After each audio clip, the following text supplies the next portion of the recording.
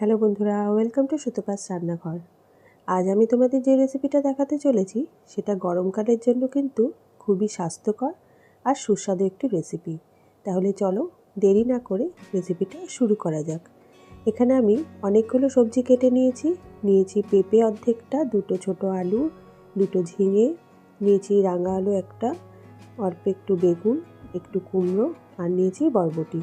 তোমরা তোমাদের মন পছন্দ সবজি এখানে অ্যাড করতে পারো, তবে আমি এই কটা সবজি দিয়ে আজকে রেসিপিটা বানাবো। তো এবার রান্নাঘরে চলে এসেছি আর একটা কড়াই বসিয়ে প্রয়োজন মতন জল দিয়ে দিচ্ছি অল্প একটু হলুদ। জাস্ট রান্নাটা একদম সাদামাটা হবে সেটা চাইছি না, তার জন্য একটুখানি হলুদ দিলাম, একটু হালকা কালারের জন্য। আর দিয়ে দিলাম পরিমাণ মতো নুন। একটু জলটা ফুটে গেলে এখানে দিয়ে দিচ্ছি কাঁচা লঙ্কা বাটা। তোমরা চাইলে চেরা কাঁচা লঙ্কাও দিতে পারো, যে যেরকম ঝাল খাও সেই অনুপাতে দেবে। তো আমি এখানে 2 চামচ কাঁচা লঙ্কা বাটা অ্যাড করলাম, যেহেতু আমি একটু ঝাল খেতে পছন্দ করি, তাই জন্য তোমরা ঝালটা তোমাদের মতন করে আন্দাজ করে দেবে। এবার 5 মিনিট ফুটিয়ে নিয়ে সবজিগুলো আমি ভালো করে ধুয়ে নিয়ে এক একটা করে দিয়ে দিলাম। সবজিগুলো দিয়ে ভালো করে নাড়াচাড়া করে চাপা ঢাকা দিয়ে আমি মিনিট 15 সবজিগুলো একটু সেদ্ধ হতে দেব। রান্নাটা খুবই ইজি, তোমরা যে কেউ করতে পারবে আর খুব সুস্বাদু। আর এই গরমের জন্য কিন্তু কম মশলায় একদমই আদর্শ একটি রেসিপি। তো এবারে ঢাকা দিয়ে সেদ্ধ হতে দেব। মিডিয়াম ফ্লেমে 15 মিনিট ফুটবে। তো ঢাকা দিয়ে দিলাম। এবার যতক্ষণ এটা সেদ্ধ হচ্ছে, এখানে দেখো 4 ঘন্টা আগে আমি 1 কাপ মুগ ডাল ভিজিয়ে রেখেছিলাম। এইটা এবার জলটা ছেঁকে নিয়ে জল ছাড়া আমি খুব সুন্দর করে পেস্ট করে নেব। আর সাথে দিয়ে দেব 1 চামচ কাঁচা লঙ্কা বাটা। তোমরা চাইলে এমনি গোটা কাঁচা লঙ্কা দিয়েও পেস্টটা বানিয়ে নিতে পারো। এদিকে দেখো সবজিগুলো ফুটে সেদ্ধ হয়ে গেছে, মিনিট 15 হয়ে গেছে। আমি ঢাকাটা খুলে একটু নাড়া দিয়ে দিলাম। এবার যে ডাল বাটাটা বানিয়ে রেখেছি সেটা এবার কি করি তোমরা দেখো। এই রেসিপিটা আমি অনেককে বানাতে দেখেছি, কেউ মটর ডাল, কেউ মুগ ডাল, কেউ বা মুসুর ডাল দিয়ে বানিয়েছে, তবে আমি মুগ ডাল দিয়ে বানাচ্ছি। এবার এর মধ্যে দিয়ে দিয়েছি পরিমাণ মতো নুন, একটু মেখে নিয়ে এবার আঁচটাকে কমিয়ে দিয়েছি। এবার ছোট ছোট করে আমি ডালটা দিয়ে বড়ার আকারে এরকম দিয়ে দিলাম। একটু দূরে দূরে দিতে হবে, এই সময় কিন্তু একদম নাড়াচাড়া করা যাবে না।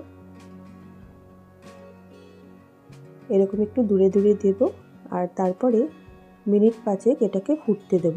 এই সময় কিন্তু একদমই নাড়াচাড়া করা যাবে না বন্ধুরা, তাহলে কিন্তু বড়াগুলো ভেঙে যাবে। এই রেসিপিটা আমি অনেককেই দেখেছি, অনেকের মতন করে নাম দিয়েছে সবজির জল বড়া, তবে আমার কাছে কিন্তু রেসিপিটা দারুণ লেগেছে, তাই আজ তোমাদের সাথে আমিও শেয়ার করে ফেললাম। তো দেখো আমি এইভাবে পুরোটা ডালটা দিয়ে দিয়েছি আর মিনিট 5 পরে হালকা হাতে এরম একটু খুন্তি দিয়ে নেড়ে দিচ্ছি।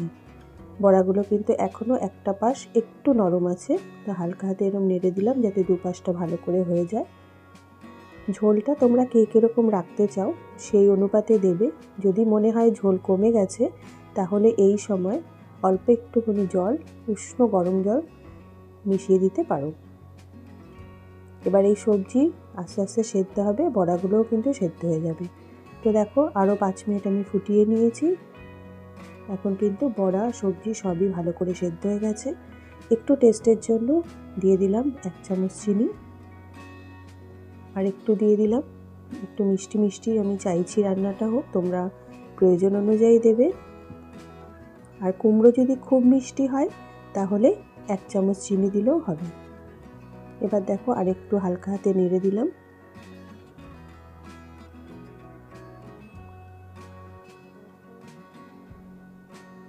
তো দেখো বড়াগুলো কিন্তু আর ভেঙে যায়নি, তবে ঝোলটা আবারও বলছি তোমরা প্রয়োজন মতন দেবে।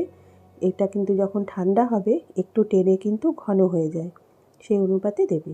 এবার 3-4টে কাঁচা লঙ্কা মিশিয়ে দিলাম। এবার এটা আঁচ কমিয়ে একটু ফুটতে থাকুক। ততক্ষণে আরেকটা কড়াইতে দিয়ে দিয়েছি 2 চামচ সর্ষের তেল, দিলাম 1/2 চামচ কালো জিরে আর দিলাম 3-4টে শুকনো লঙ্কা। এবার তার মধ্যে দিয়ে দিলাম সবজিটা, ঢেলে দিলাম। এবার মিনিট 5-6 একটু নাড়া দেব।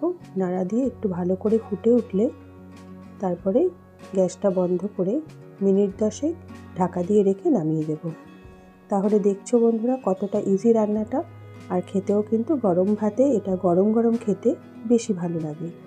তো দেখো 10 মিনিট পরে আমি এটা আবার নামিয়ে দেব আর সার্ভ করে দিয়ে তোমাদের দেখাচ্ছি কীরকম হয়েছে। তো দেখো সবজি দিয়ে জল বড়া রেসিপি আমার একদম রেডি অ্যান্ড সার্ভ। এটা কিন্তু গরম ভাতে গরম গরম খেতে দারুণ লাগে। সাথে চাইলে তোমরা একটু গন্ধলেবুও নিতে পারো। তাহলে আজ এই পর্যন্তই, দেখা হবে আগামী পর্বে নতুন একটি রেসিপির সাথে। তোমরা ভালো থেকো, সুস্থ থেকো, ধন্যবাদ।